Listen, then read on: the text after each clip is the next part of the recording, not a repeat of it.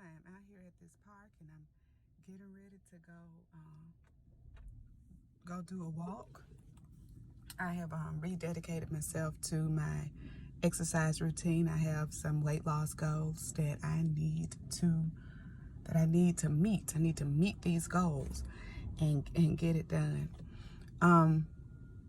Yesterday it occurred to me as I was walking that we tell ourselves things to make ourselves feel better. Sometimes we lie to ourselves. And you definitely want to show yourself grace. You definitely want to be gracious to yourself, as gracious to yourself, more gracious than you are to other people. But one of the lies we tell ourselves, one of the lies I've told myself, is that people are just going to have to accept me as I am. I don't have to change. I don't have to grow. I don't have to evolve. I don't have to do anything. I'm great and wonderful as I am. And to a degree, that is true.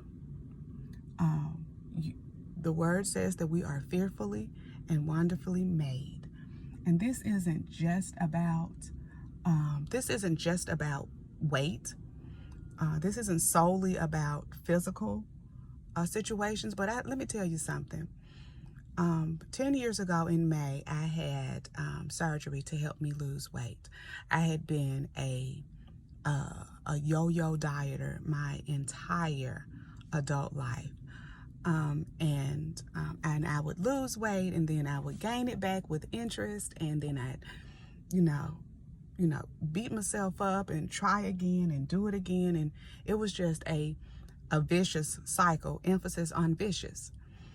It was mean, it was hard. And so I made a decision, and it took me the longest time to make that decision because I was listening to other people. Because I was listening to folks who said that it was a cheat. I was listening to people who said that I just wasn't disciplined enough. I was listening to people who says love yourself as you are. And now we get to the meat of this thing.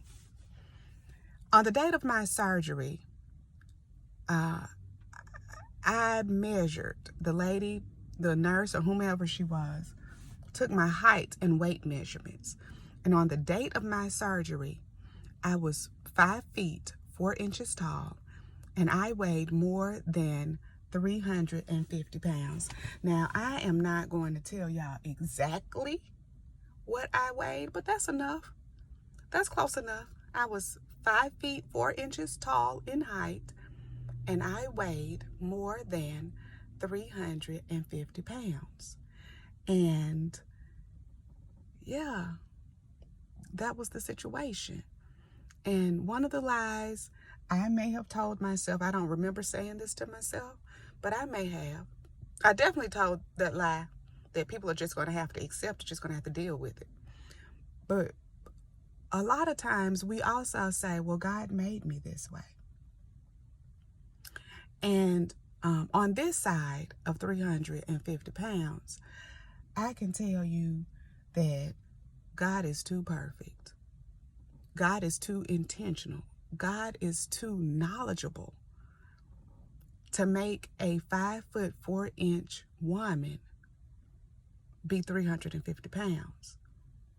A better theory on that, one that I think is more correct, is that my weight is a variable that I affect. And that God likely didn't create me to be 350 pounds. Now, let's be clear. Some people he created to be 350 pounds, but their height is proportional to that weight. So for me, I don't think that was his intention. I think that poor eating habits did that. Poor eating habits born of in ignorance in my particular surroundings about nutrition and about exercise. I think that depression sadness, emotional trauma, physical trauma. I think that generational curses had something to do with it. I think that poor coping mechanisms had something to do with that weight, but I don't think that God made me that way. And I'm not saying this on this side of 350 pounds and now I'm bullying people or shaming people. No, absolutely not. I still have a ways to go. Even now, even 10 years later, I still have some weight goals to meet.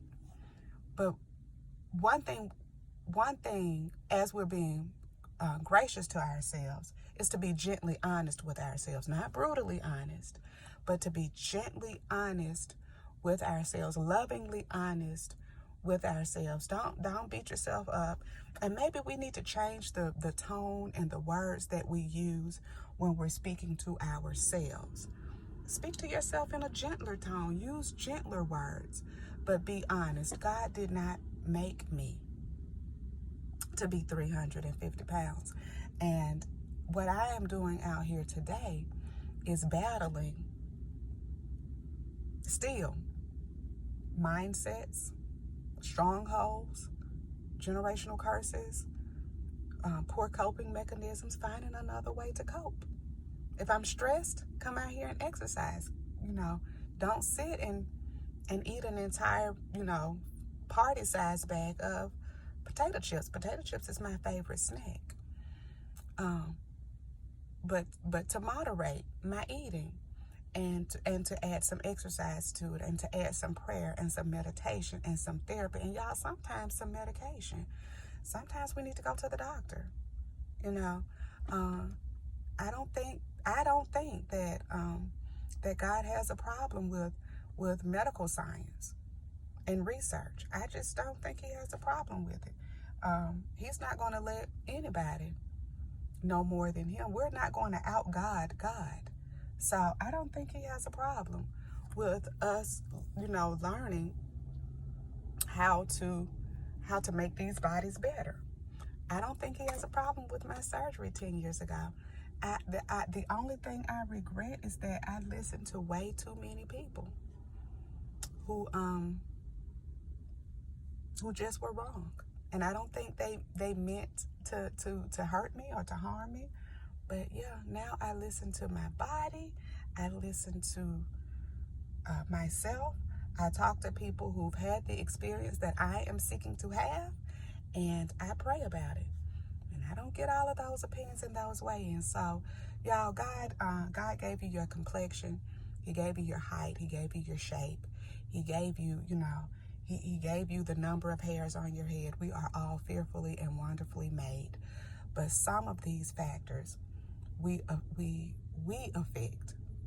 One of the variables is behavior, and we can modify that. So let me modify my behavior and get on out here on this track. And I hope that helped you. Love yourself. Use gentle words when you're being honest with yourself, but be honest and take care and love yourself. I love you. I love me too. So I'm going to get myself out here and love on myself real good until I'm just hot and sweaty and just all beside myself. Y'all have a good day. Bye. Bye.